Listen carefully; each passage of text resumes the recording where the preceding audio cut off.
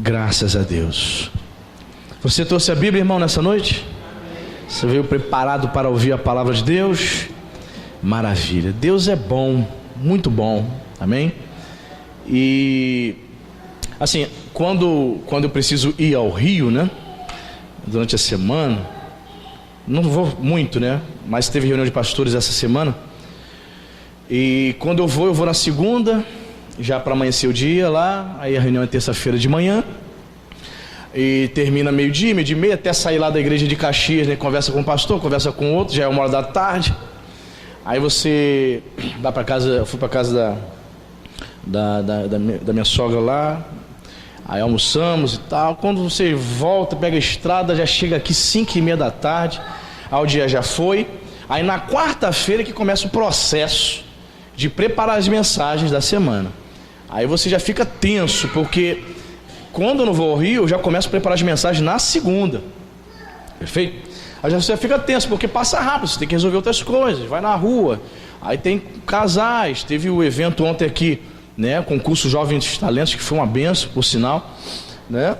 Você se preparando, tem que lembrar, Cíntia já comprou as coisas, meu Deus. Perfeito. Aí você vem aquela tensão, né?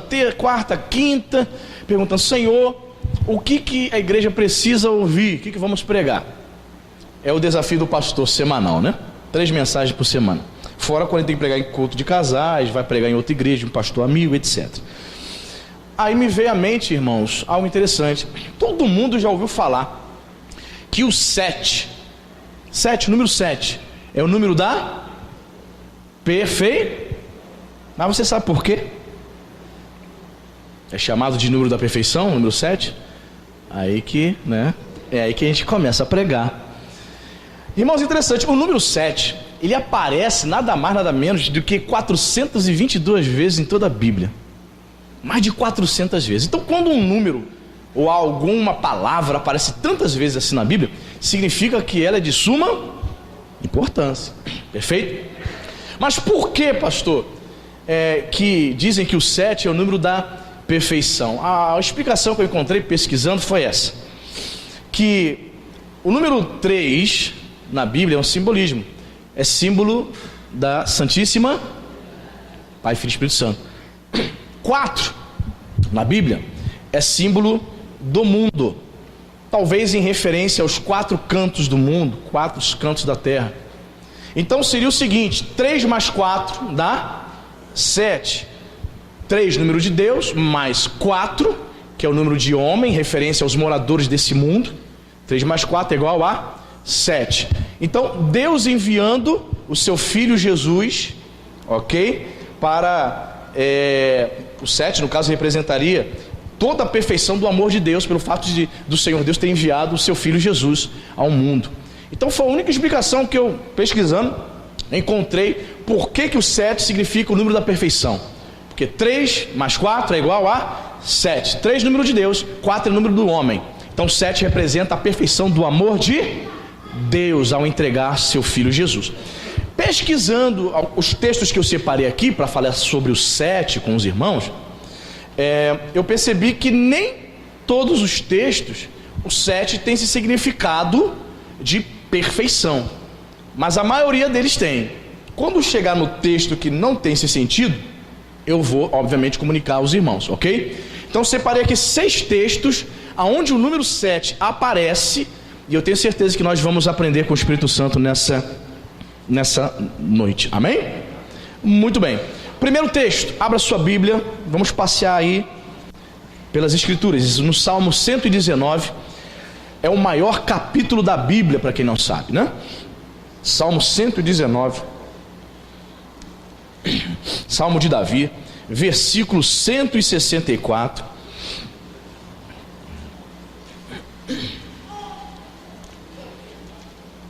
É um salmo que enaltece as Escrituras, a palavra de Deus.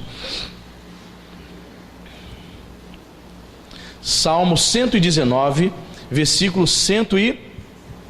Você achou? Diga amém. Diz a palavra de Deus: 7 vezes no dia eu, pela justiça dos teus juízos, 7 vezes no dia eu te louvo. Interessante, né? Sete aqui tem um sentido de louvor contínuo, ou seja, o salmista entende que o louvor que ele oferecia a Deus era um perfeito louvor, porque vinha de um coração totalmente rendido a Deus. Amém, queridos? O salmista louva continuamente, 7 vezes no dia eu te louvo. Alguns estudiosos acreditam que ele, de fato, de verdade, ele separava 7 vezes durante o dia, de 24 horas, para louvar a Deus.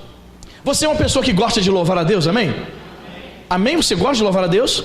De vez em quando você se pega louvando, cantando em casa, no carro, no trabalho. A pessoa até diz: ih, irmão tá maluco, tá doido, tá cantando ali, sozinho, né?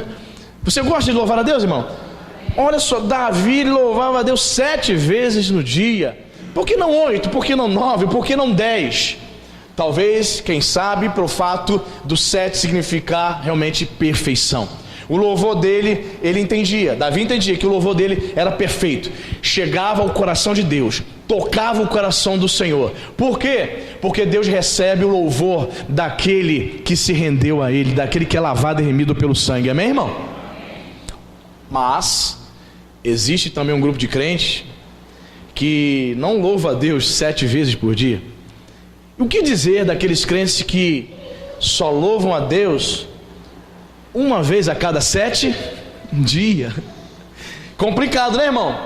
Tem crente que só louva a Deus só no domingo, quando vem na igreja, né? Quando vem o culto. Você está rindo, né, irmão? Por que você riu? Tem crente que louva a Deus constantemente, ele vive a fé. As pessoas dizem até que ele é fanático, que ele é beato, mas ele está vivendo a fé. O louvor ao Senhor está nos seus lábios. O tempo todo ele adora a Deus. Você vai conversar com ele e está louvando ao Senhor, está falando das coisas de Deus. Ele vive intensamente, 24 horas por dia, a fé. Outros crentes não, outros crentes se limitam a louvar a Deus uma vez na semana, uma vez a cada 7 dias. 7 dias, né? Ou seja, só no domingo. É claro, né, irmão? Não estou falando de você que a semana toda está trabalhando, está fazendo faculdade, não consegue estar na igreja, né, no meio de semana. Pastor, só consigo vir no culto domingo. E aí? Mas a questão é: você tem como estilo de vida o louvar continuamente a Deus? Você tem? Ainda que você não consiga vir nos cultos no meio de semana, você louva a Deus diariamente? O louvor a Deus está continuamente nos seus lábios? Nos lábios de Davi estava. 7 vezes no dia eu te louvo. Aí ele, olha como é que conclui o versículo: pela justiça dos teus juízos. Davi estava ensinando aqui pra gente, irmãos, que ele não louvava a Deus somente pelas suas vitórias, pelas suas conquistas. É muito bom louvar a Deus, dizer graças a Deus, cantar um hino da vitória, quando as coisas estão bem, quando você está conquistando. Mas Davi louvava a Deus pela justiça dos teus juízos. Davi louvava a Deus quando Deus emitia também juízo, quando Deus agia emitindo juízo sobre a terra, até mesmo sobre a vida dele. Querido, eu não sei se você está vivendo desta forma, se você está louvando a Deus somente quando as coisas vão bem, ou quando o Senhor também está emitindo juízo sobre a tua vida, está permitindo que algumas coisas aconteçam que é desagradável a você. Você talvez não esteja gostando nem um pouco de algumas coisas que estão acontecendo, que Deus está permitindo que aconteça na sua vida. Mas aí, irmãos, é que nós somos provados, sabe? O Senhor nos ensina que nós devemos louvar a Deus. Davi está nos ensinando, ele louvava a Deus 7 vezes no dia, quando o Senhor emitia juízo, sabe? Quando ele, pela justiça dos seus juízos, quando ele também tratava com Davi. Deus, ele tem esse propósito, irmão. Ele quer nos aperfeiçoar, ele quer moldar o teu caráter. E ele certamente vai tratar contigo. Certamente. Trata comigo, trata com você. Não importa quantos anos você tenha de crente, Deus trata conosco. Pela justiça dos seus juízos, devemos louvar a Deus. Quando ele vier tratar contigo, louve ao Senhor 7 vezes. O louvor de Davi, ele entendia, era um louvor perfeito, porque ele era um homem rendido a Deus. Seja uma pessoa rendida ao Senhor. Não louve a Deus apenas uma vez por semana. Louve a Deus continuamente, durante o dia, na sua casa, lavando louça, lavando roupa, lá no seu trabalho, louve a Deus, amém? Louve a Deus no carro, cante ao Senhor. Tem um ditado no mundo, né, que diz: quem canta os males espanta, né? Mas note bem, irmãos, eu não sei se você sabe, vou recorrer mais uma vez a essa questão. Você que foi espírita, quantos aqui já foram espíritas candomblecistas? Tem a diferença, né? Kardecista, candomblecista, ou dois aqui, né? Você lembra quando começava o culto às entidades? Você lembra que começavam a cantar, os tambores a soar, e eles chamam de ponto, não é isso? Não é isso? Ponto?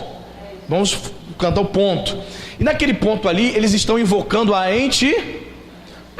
Quando eles começam a cantar, minutos depois as pessoas começam a manifestar, a receber as entidades, não é isso? Tem um sentido espiritual, irmão. Satanás também sabe disso, que quando os homens cantam, estão louvando os demônios, eles vêm. Quando você louva ao Espírito Santo, ele vem sobre você, meu irmão.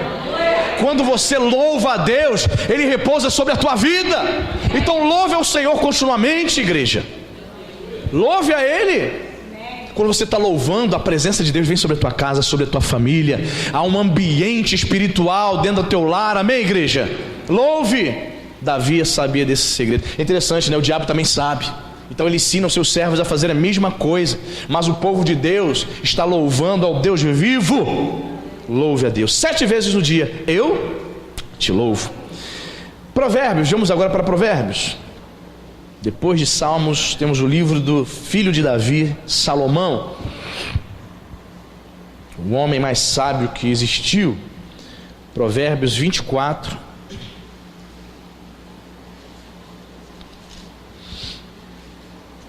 Lembra o texto que eu falei para você que o 7 não significa perfeição? É esse aqui. Eu vou explicar para você. Provérbios 24, versículo 16.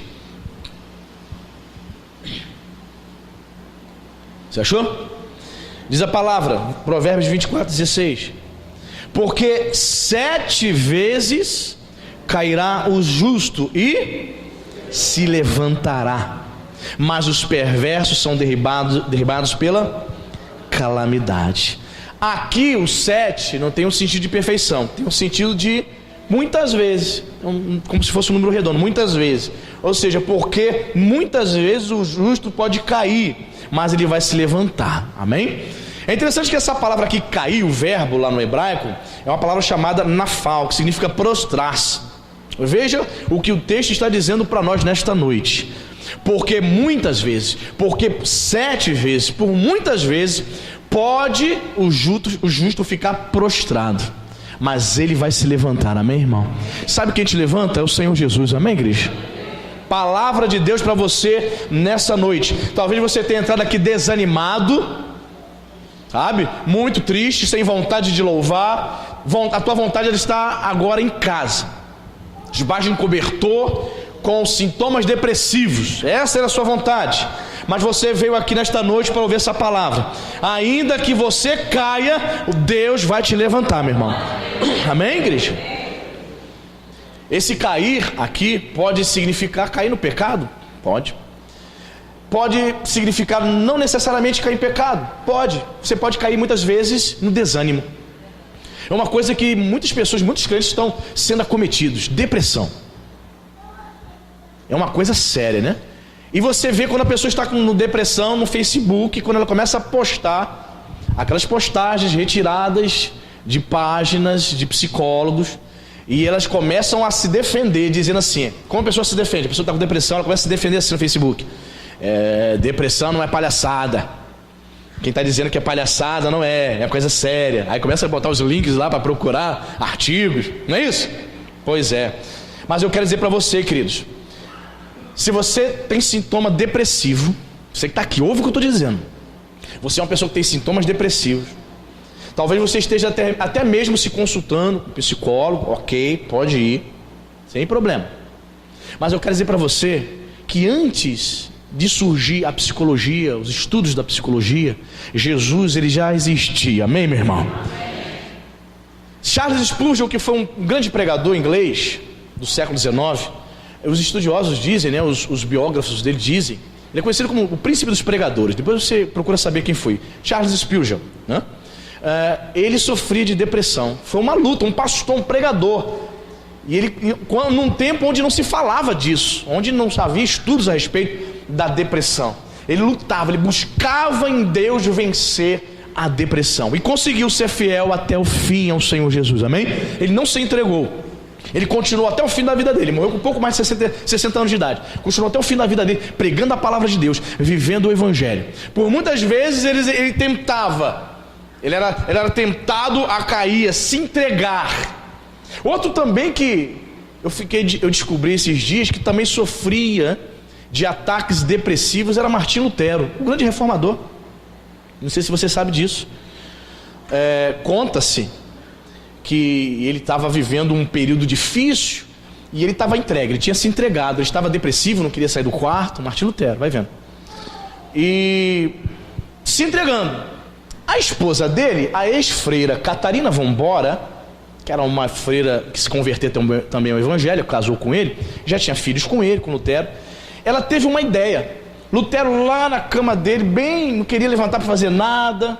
Século XVI, né? Não havia o termo depressão. Ele sentado lá, deitado lá, melhor dizendo, a Catarina Vambora teve uma ideia. Olha o que ela fez. Ela se vestiu de preto, como se estivesse de luto. Aí ela foi e entra no quarto dele. Aí ele olha a Lutero: vai onde? Quem morreu?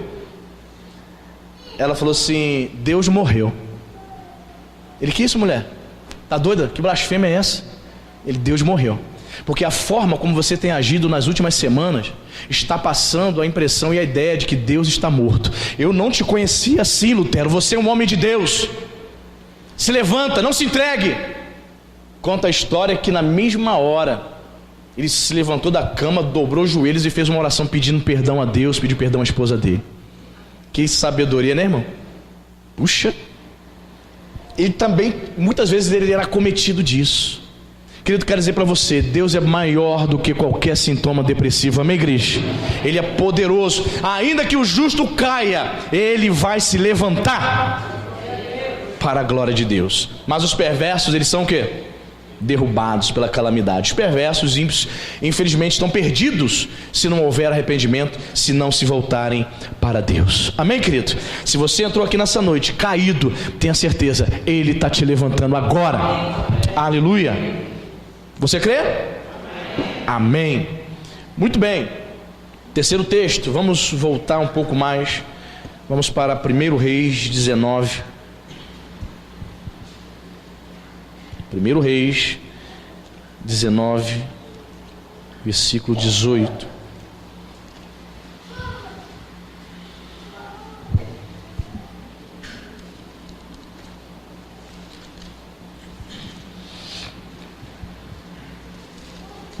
Primeiro Reis, Antigo Testamento, capítulo 19, versículo 18.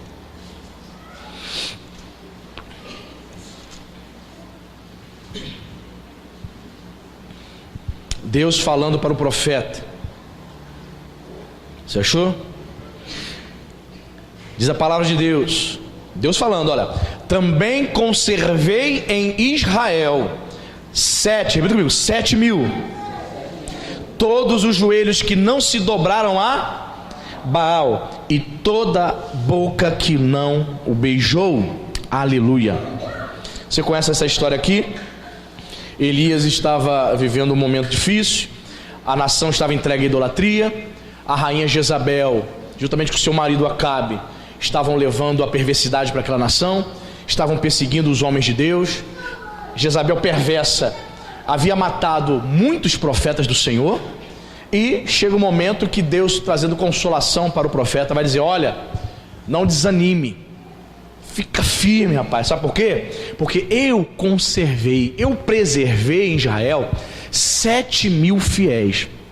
Quantos habitantes deveríamos ter em Israel? Quantos, irmãos? 250 mil? 300 mil? 500 mil?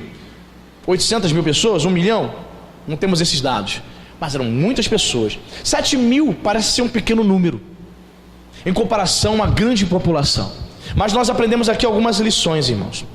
Primeira lição: em tempos de grande degeneração e apostasia, Deus sempre terá um remanescente fiel a Ele. Sempre. Por mais degradante que esteja a sociedade, por mais perversa que a sociedade esteja vivendo, por mais sem vergonhice que você veja, se ano que vem a Parada Gay em São Paulo tiver 3 milhões ao invés de 2 milhões, por mais perverso, um monte de gente pelada, nua, na promiscuidade, na porta do teu prédio, tendo relações sexuais, homem com homem, mulher com mulher, a maior perversão, Deus sempre terá um fiel, um grupo fiel, que estará orando, que estará pregando e vivendo as verdades de Deus. Amém, irmão? Talvez você esteja aqui e fique muitas vezes se lamentando: poxa, pastor, lá no meu trabalho parece que só eu que sou crente de verdade. Tem uns crentes lá meia boca, sabe como é? Sempre tem, né? Lá no trabalho tem uns crentes que, sabe, pastor, diz que vai na igreja, mas não é firme não, pastor, são firmes não. Me sinto sozinho. O profeta Elias também sentiu-se assim. O profeta Elias também sentiu-se assim. Muitas vezes nos sentimos sozinhos, sabe, no ambiente de faculdade, de escola, curso, no meio da família. Você tem família espírita. Irmãos, eu me converti com 15 para 16 anos. Meu padrasto espírita, o homem me perseguia demais, meu Deus do céu, me perturbava, irmão. Só Jesus na causa. Olha, mas ele pegava no meu pé demais. Já vai para a tua igreja dar dinheiro para pastor, rapaz. Falei: Jesus, é um garoto. Que pressão, irmão. Tive tudo para desanimar, tive tudo para sair da igreja, mas eu permaneci fiel. Deus preserva os fiéis. Amém, queridos? Olha, conservei. É Deus que conserva a tua fé, meu irmão. É Deus que preserva. Ele vai dizer: todos os joelhos que não se dobraram a Baal. Baal era um deus que Jezabel, a rainha perversa, tinha obrigado o povo a adorar naquela região. O povo de Deus havia se corrompido. O povo de Deus estava se prostrando diante de Baal. E diz aqui: toda boca que não o beijou. Havia um costume naqueles tempos, e até hoje, né, se você perceber, tem. As pessoas se prostravam diante da imagem e faziam o quê? Beijava a imagem, o ídolo. As pessoas não fazem isso hoje em dia? Quem já viu um católico beijando já a santinha? Cabra, né? Diminuiu um pouco, né? Mas no Nordeste, é forte, né? Nordeste é forte, irmão. Olha, Nordeste o pessoal vai lá. Irmão, chega em Juazeiro, fala mal do Padim Padiciço, para você ver o que acontece contigo. Fala, tenta falar mal. Diga que ele não tem poder para dar um milagre para aquele povo. Vai lá, tenta a sorte, irmão. Nunca faça isso, amém, irmão? Não faça. Terrível. As pessoas acreditam, eles beijam a imagem, eles depositam a sua fé. É um ídolo. Mas Deus preserva aqueles que não se prostram, aqueles que não se prostram diante dos ídolos, aqueles que não beijam os ídolos. Deus havia preservado 7, ao 7 aqui de novo, aqui, ó. 7 mil. Aí, alguns estudiosos do Antigo Testamento acham que esse 7 pode ser um número simbólico, né? Pode referir-se a um número maior de fiéis ou um número menor, né? Pelo fato do 7 ser o número da perfeição, pode significar que o grupo que permaneceu fiel, seja 7 mil ou não, foi um grupo que verdadeiramente oferecia ao Senhor um culto verdadeiro. Amém, querido? Não se proste. Eu não estou falando aqui quais são os ídolos que os evangélicos se prostam. Você se prostrava diante de uma imagem quando você na época era católico. Eu fui católico, andávamos com medalhas, crucifixos, beijávamos, não é isso? Dia de 27 de setembro você dava doce, São Cosme Damião. Você comemorava dia 20 de janeiro, dia São Sebastião. Dia 12 você ia em caravana para a Basílica de Aparecida. Quando você era católico, ok. Você agora se converteu, você é crente. Você não adora mais ídolos de imagens, nem de gesso, nem de madeira, nem de metal. Não temos aqui mais nenhum ídolo. Temos aqui uma cruz, mas a cruz vazia porque ele ressuscitou. Amém, irmão? Pois bem, quais são os ídolos que os evangélicos têm se prostrado hoje? A gente sempre prega sobre isso, né? O dinheiro é um ídolo, sim ou não? Ó, o que tem de crente mão de vaca, avarento. Tchau, crente, ele não abençoa, irmão, nem com o lanche da cantina. Ele vai embora rapidinho, só para não abençoar, só para não pagar o lanche. Deus que me perdoe. Só Jesus na causa. É um ídolo. Ele não beija mais uma imagem de escultura, de gesso, de metal, mas ele está beijando agora o Deus dinheiro. Você está entendendo, meu irmão? Hoje os evangélicos adoram os cantores, né? Os cantores gospel, olha, estão no mesmo naipe dos cantores do Rock in Rio, que vai ter agora, né? Rock in Rio 2019. Mesmo naipe. Normalmente os cantores, esses cantores seculares, perguntam para ele: o que vocês querem? Aí ele fala assim: ó, meu camarim eu quero 250 toalhas brancas. Você já leu sobre isso já? Umas coisas doidas, não? Ele vai usar as 250 toalhas, mas eles pedem 250 toalhas brancas. Eu quero 3 caixas de água mineral da marca Danone. Eu quero tantas cervejas. A pessoa não usa aquilo. Por que elas pedem isso? Eu não sei. Eu também acho interessante e curioso. Você acredita que os evangélicos também estão fazendo isso? Ou seja, os cantores gospel estão vivendo como se fossem os cantores seculares, cobrando 100 mil, 150 mil para se apresentar. Eles descobriram que o grande filão não é mais se apresentar nessas igrejas pequenas com 50 pessoas. Não, porque a igreja com 50 pessoas não tem condições de dar 50 mil para ela. Elas estão fechando agora contratos em aniversário da cidade Araruman, fazendo aniversário. Então ela vai se apresentar aqui, 150 mil, fecha o contrato. É mais vantagem, 1 hora para ganhar 150 mil. Se prostrou, meu irmão, não adianta dizer que não. Já se prostrou diante do Deus dinheiro. Não adora Aparecida, nem Cosme e Damião, mas se prostra diante do dinheiro. E os seguidores desses também vão atrás. Você viu há pouco tempo, né, que ele cantou o Thales Roberto? Você lembra do Thales Roberto? O dinheiro subiu a cabeça dele. O que ele falou? Ele disse que estava acima eu sou acima da média. Meu Deus do céu. Repórter para provocar, né? Repórter também do meu gospel. Esse pessoal é danado, né? Cassiane terminando o show. Cassi, chega aqui. Ela: pois não. Você está sabendo o que o Thales Roberto falou? Ela: estou sabendo não. Ele disse que está acima da média. Ele é melhor do que todos os cantores do antigo. Cassiane canta desde os 7 anos, irmã. Cassiane tem quase 50 anos de idade. Ela é mesmo. Deixa ele falar o que ele quiser. Depois disso, a carreira de Thales Roberto, o que aconteceu? Sabe por quê? Se prostrou diante do Deus dinheiro. Colocaram na cabeça dele que ele tinha que vender uma Bíblia. Você viu a Bíblia de Thales Roberto? Você viu também? Olha, bonequinho, brinde. Então, querido, virou um comércio. Tais pessoas deixaram de servir a Deus. A Bíblia de Thales Roberto. E ele alegou o quê para fazer isso?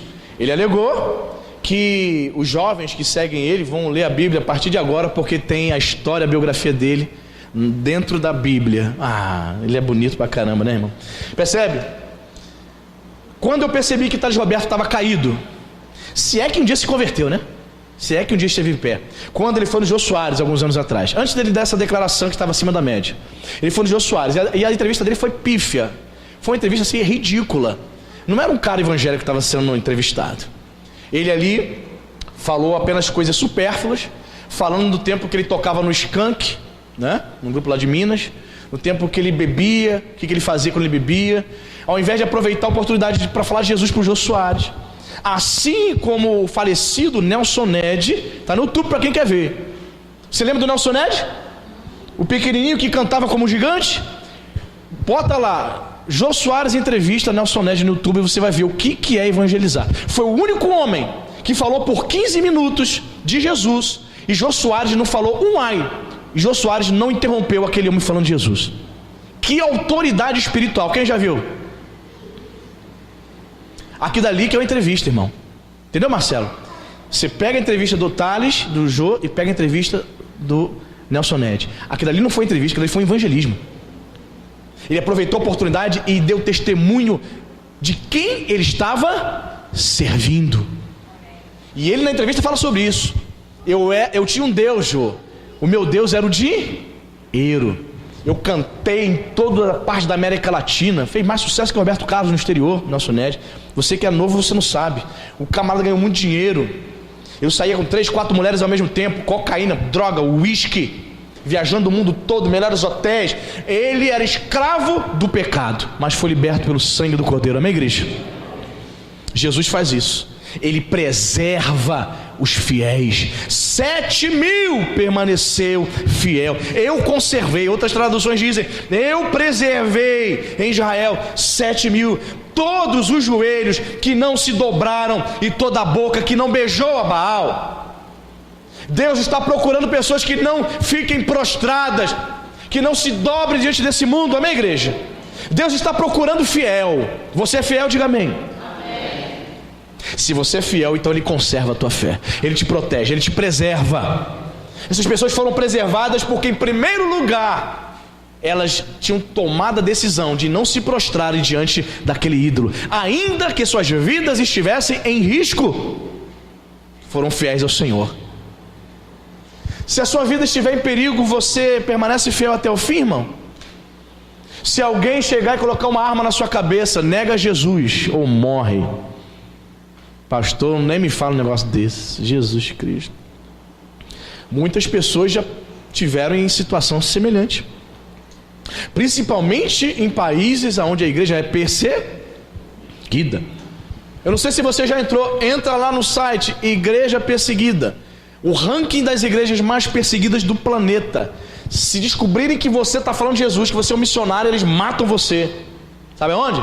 Coreia do Norte, Irã, Arábia Saudita, Iraque, países comunistas e países onde o Estado Islâmico domina totalmente. Você entende, irmão? Tais pessoas, elas não oram, elas não vão para a igreja. E a igreja lá não é santuário assim, a porta aberta não. Eles se reúnem escondidos nas casas, né? Tais pessoas, sabe qual é a oração dessas pessoas? O que elas fazem? Em países perseguidos, esses fiéis, eles não se reúnem para pedir a Deus carro, casa própria, para receber a cura. Eles se reúnem para pedir ao Senhor, para que permaneçam fiéis a Deus e que eles não retrocedam diante da perseguição. Porque se descobrirem que o camarada ali serve ao Senhor, eles matam o pai, a mãe, matam filhos. Em pleno século XXI, né, irmão? Enquanto a gente tem toda a liberdade, existem países onde as pessoas estão morrendo por causa da fé. Seja fiel, não se dobre diante do Deus desse mundo, diante de Baal, amém, igreja? 7.000 é o número da perfeição, amém? Salmo, vamos voltar para Salmo? Temos mais uma passagem que fala sobre o 7, Salmo 12.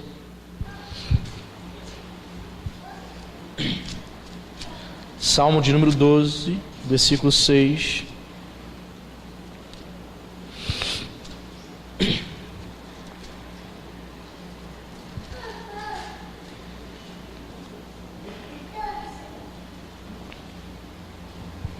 Olha que bacana. Salmo 12, 6, você achou? Olha o que diz a palavra, interessante, ó. As palavras do Senhor são palavras puras, prata refinada em candinho de barro, depurada 7 vezes. Olha que comparação, que analogia linda, irmãos. Aqui o salmista ele faz essa analogia comparando a palavra de Deus à prata. A prata ela era colocada para ser depurada no fogo várias vezes, até que houvesse aquela separação, né, da sujeira, até que o metal, a prata, ficasse separada. Metal puro, né, prata refinada. Separava ali toda, digamos assim, toda sujeira que está misturada, né, a prata.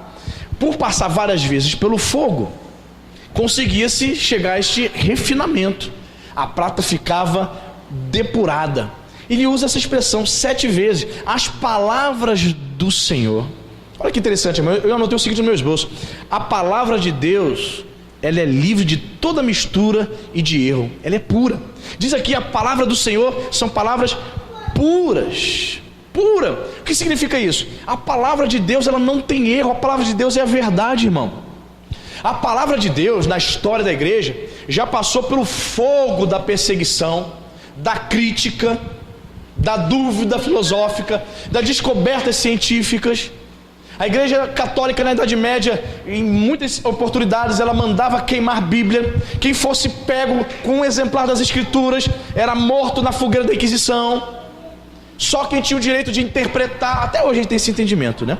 Quem tem o direito de interpretar as Escrituras é o clero, né? Só que em muitas ocasiões não tem como proibir o povo de ler a Bíblia. Vocês não vão ler a Bíblia. Mas em muita situação eles entendem que somente o clero que tem essa oportunidade ou esse direito de interpretar as Escrituras. Então a palavra de Deus passou pelo fogo da perseguição, da dúvida, da crítica, Só que a palavra de Deus, ela permanece, amém, querido? A Bíblia já foi traduzida para mais de 2.000 idiomas e dialetos no mundo. É o livro mais vendido e mais lindo no mundo. É a palavra de Deus. Tentam destruí-la, tentam criticá-la. Agora existe uma Bíblia de estudo, veja só você. Cuidado, hein? Bíblia de estudo de inclusão. Sabe o que significa isso? É a Bíblia de estudo do público LGBT, com notas explicativas aonde dão apoio ao homossexualismo dentro da Bíblia. É o fim do mundo. Você entende? E certa vez aí eu vi um canal de um menino jovem, seus 22 anos, 21, 23 anos, ele homossexual. E ele no canal dele fazendo vídeos, tentando provar que a Bíblia não reprova, não condena a imoralidade sexual, o homossexualismo. Mas eu fiquei com vontade de responder aquele menino, sabe? Eu vi os vídeos e fiquei com vontade de responder: querido, não é assim, assim, assim. Eu fiquei com vontade. Mas você percebia que ele estava com o coração fechado. Outras pessoas tentaram, sabe, ajudá-lo, orientá-lo, mas ele distorcia tudo. Meu Deus, dava pena dele, tentando provar que a Bíblia apoia o homossexualismo, o lesbianismo, o fim da picada. Então tome cuidado. Esse termo inclusão, vamos comprar um livro sobre uma Bíblia da inclusão, Bíblia de estudo e inclusão, é uma falácia. É uma Bíblia com notas explicativas deturpando as Escrituras. Pois bem, Satanás não desiste. Em 2.000 anos de história, Satanás não desiste de tentar destruir ou distorcer as Escrituras. Mas ela, meu irmão, está aqui, ó. Palavra refinada em candeeiro de barro, depurada 7 vezes. Ela não tem erro. A palavra de Deus não tem mistura.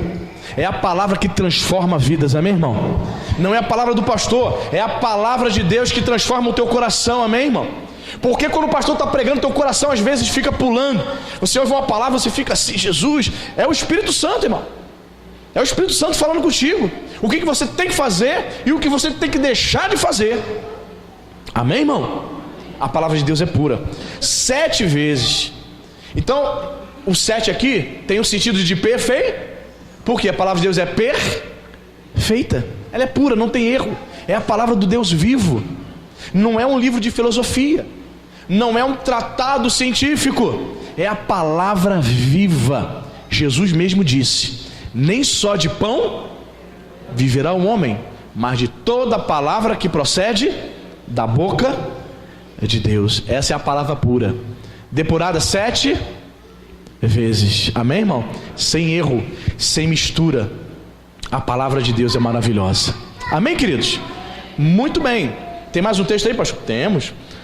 Esse aqui você conhece, Mateus 18.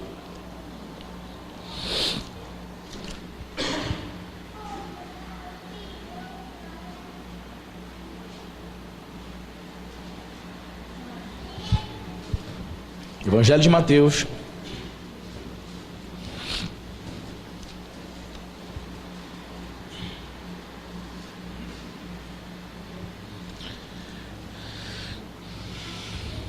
Mateus 18, verso 21. Diz a palavra de Deus assim: então Pedro, aproximando-se-lhe, perguntou: Senhor, até quantas vezes meu irmão pecará contra mim, que eu lhe perdoe? Até 7 vezes? Respondeu Jesus: não te digo que até 7 vezes, mas até 70 vezes 7. É um texto muito conhecido nosso, né? Aí você vai pesquisar, você vai ler, estudar a respeito desse versículo. Você aprende que os rabinos naquele tempo, que eram os professores de teologia da época, eles ensinavam, olha o que eles ensinavam para os seus alunos, que eles poderiam perdoar no máximo uma pessoa até 3 vezes. Eles pegavam um texto de Amós lá no Antigo Testamento e distorciam tudo e ensinavam isso. Aí o que acontece? Pedro, o grande Pedro, querendo agradar o mestre, aí ele pergunta: mestre, até quantas vezes eu devo perdoar o meu próximo? Até 7? Veja qual é do Pedro. Ele sabia que os ensinamentos dos rabinos era o perdão até 3 vezes. Ele tenta, tipo, como que agradar Jesus, ou dizer para Jesus assim: olha, eu perdoo até 7 vezes, eu sou o cara, eu sou bom, hein? Os rabinos estão ensinando que até 3. Mestre, até 7, né? Tá de bom tamanho, né? Mais do que isso. Jesus para quebrar ele no meio. Tuf! Não, Pedro. 70 vezes 7. Então, pastor, quer dizer que quando chegar 490 vezes eu paro? É isso que Jesus está ensinando também? Não. O 7 aqui é o número da perfeição. O perdão, ele precisa ser completo, precisa ser total, precisa ser pleno. Assim como o perdão de Cristo Jesus na cruz do Calvário por você foi pleno, foi total, você também deve perdoar totalmente o seu próximo. Amém, irmão? Eu falei sobre perdão essa semana, né? O Espírito Santo está falando com alguém aí, hein? Falei sobre perdão, estou voltando a falar sobre perdão novamente. Deus quer que você libere perdão. Amém, queridos? Você está sem falar com o seu sogro, é isso? Sua sogra, você chama ela de jararaca e parou de falar com ela? Você chamou, naquele último encontro da família, você chamou o teu cunhado de mala sem alça? Foi? Você brigou com seus primos, né? Você brigou com seus amiguinhos no grupo da família por causa de política? Aí você botou lá, fulano saiu do grupo, é isso? É tempo de você pedir perdão. Olha o que teve de gente saindo do grupo da família, irmão. Fulano saiu. O que você acha do aborto? Porque o Bolsonaro, porque o Haddad. Fulano saiu. Impressionante, irmão. Como a política separou. Espero que tenhamos ceia esse Natal, hein?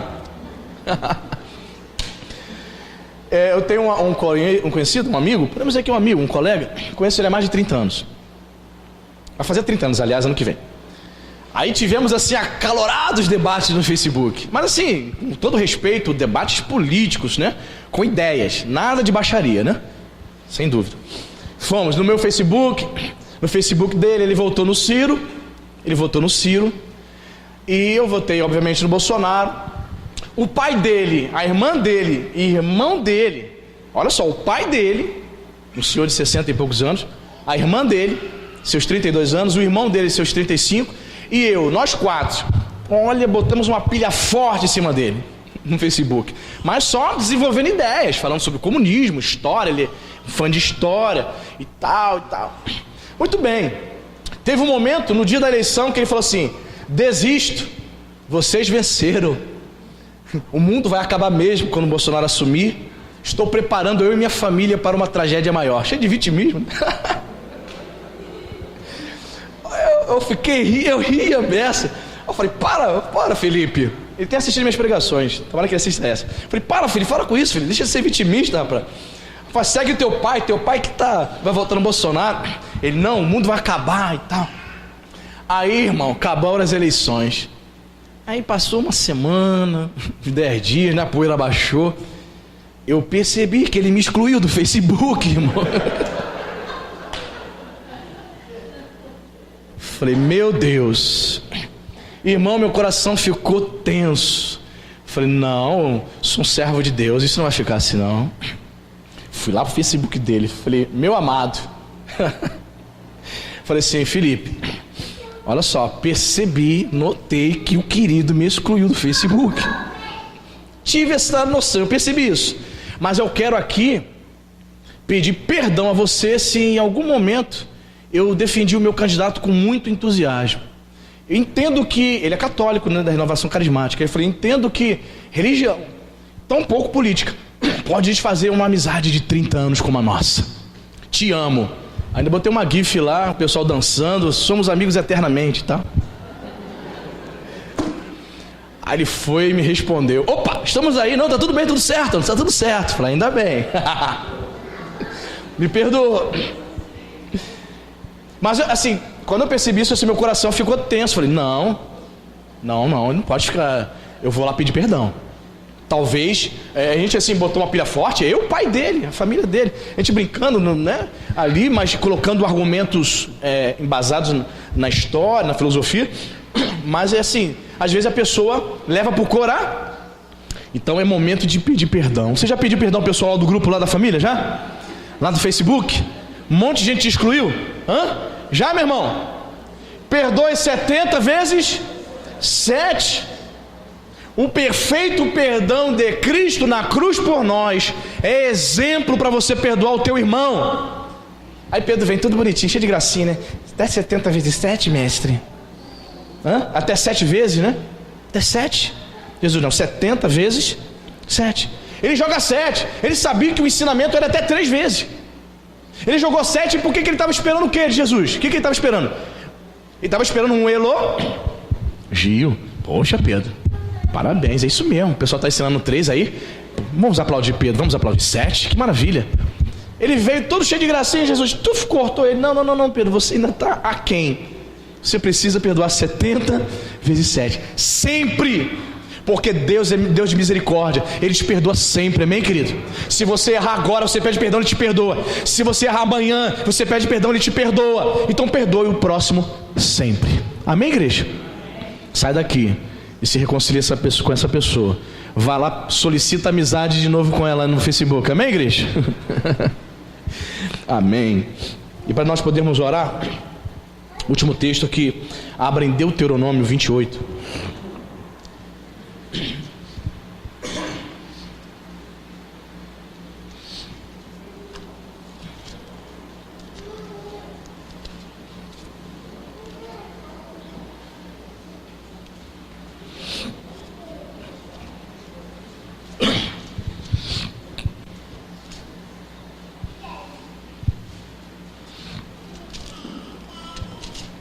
Deuteronômio 28, isso, versículo 7.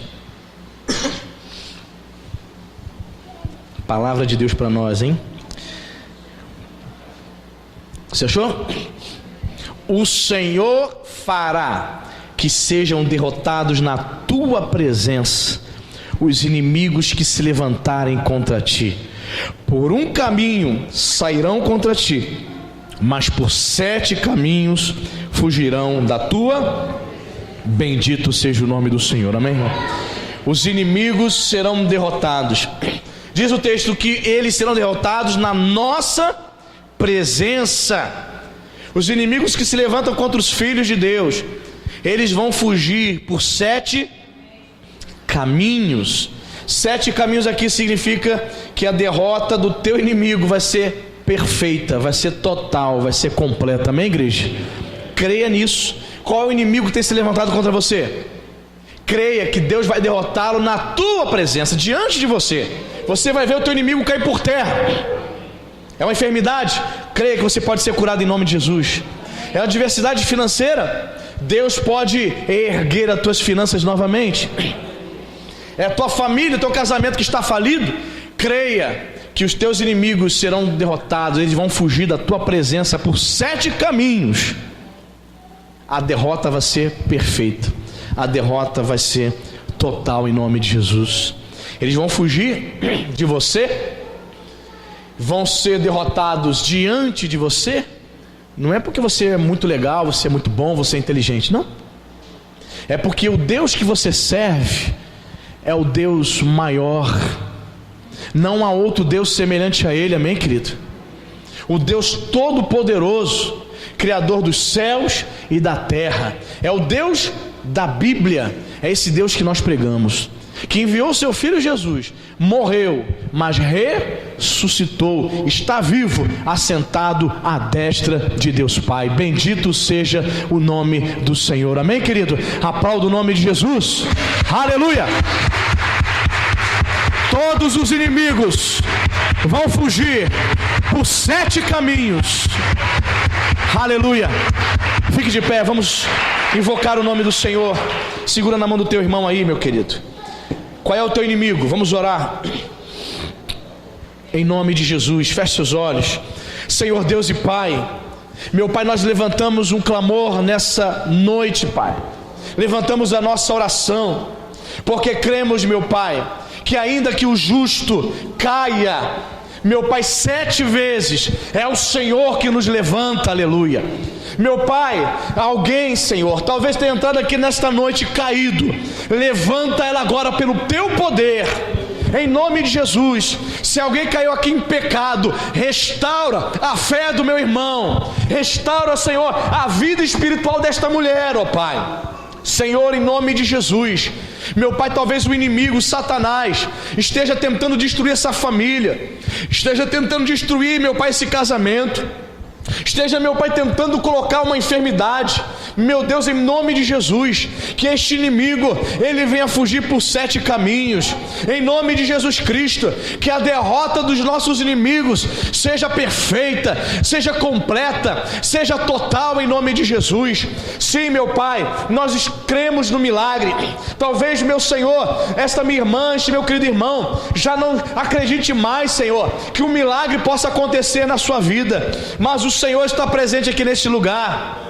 Sim, Senhor, Tu tens a palavra final. Sim, Pai, é o Senhor que tem a palavra de vitória, meu Deus, para este povo. Que esta igreja, Senhor, que este Teu filho, meu Pai, que tem vivido adversidade, meu Pai, este Teu filho que tem andado desanimado, ele tem caído em desânimo, tem se prostrado, Senhor, em nome de Jesus, que ele seja erguido pelo Teu poder, em nome de Jesus.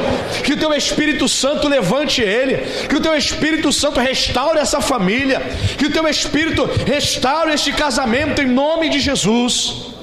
Ah, bendito de Israel, meu Deus, assim como o Senhor conservou, Pai, 7.000 fiéis em Israel, 7.000 que não se prostraram diante de Baal, 7.000 pessoas fiéis que não beijaram aquele ídolo, que permaneceram, Senhor, fiéis a Ti. Levanta aqui nesta noite, Pai, um grupo de cristãos, um grupo, meu Pai, de crentes fiéis para a Tua glória. Levanta, Senhor, meu Deus, em nome de Jesus, um grupo de homens e de mulheres, guerreiros do Senhor, homens e mulheres que temam o Teu nome, aleluia. Bendito seja o nome de Jesus. Talvez você não esteja aqui, meu irmão, e você sabe, talvez você não tenha sido tão fiel assim. Talvez você esteja aqui e pense consigo mesmo: pastor, eu não tenho sido um crente tão fiel. Faça esse propósito com Deus nessa noite, meu irmão. Fala para o Senhor: Senhor, a partir de hoje eu quero fazer parte do grupo dos 7.000 fiéis que não se prostraram diante dos ídolos desse mundo. Pai, eu quero fazer parte do remanescente fiel, do grupo que não beija Baal, diante do grupo que não vai com a maioria.